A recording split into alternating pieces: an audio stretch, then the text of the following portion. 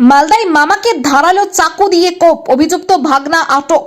মালদায় মামাকে ধারালো চাকু দিয়ে বুকে ও পিঠে কোপ মারার ঘটনায় চাঞ্চল্য ছড়িয়েছে। ঘটনাটি ঘটেছে হবিবপুর থানার কানতুরকা অঞ্চলের উত্তর সিংড়া এলাকায়। আহত ব্যক্তির নাম ঘনশ্যাম বর্মন। তিনি জানান, জমি থেকে স্প্রে করে বাড়ি ফেরার পথে তার ভাগনা প্রসেনজিৎ বর্মন আচমকাই ধারালো চাকু দিয়ে তার বুকে ও পেটে আঘাত করে।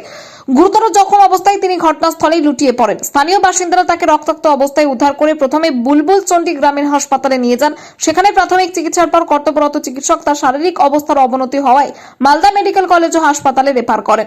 ঘটনার পর অভিযুক্ত প্রসেনজিৎ বর্মন এলাকা থেকে পালিয়ে যায়। পরে হবিবপুর থানার পুলিশ তাকে আটক করে এবং তবে ঘটনার পিছনে আসল কারণ কি রয়েছে তা এখনো স্পষ্ট নয়। পুরো ঘটনা তদন্ত করছে পুলিশ।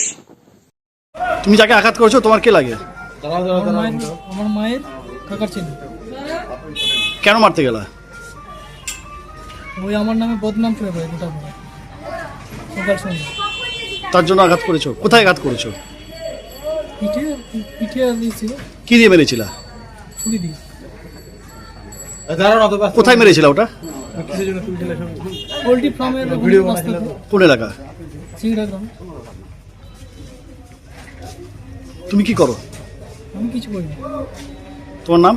আমার নাম প্রসেনজিৎ বর্মন। বয়স? 30। বাড়ি? সিংড়া, উত্তর সিংড়া।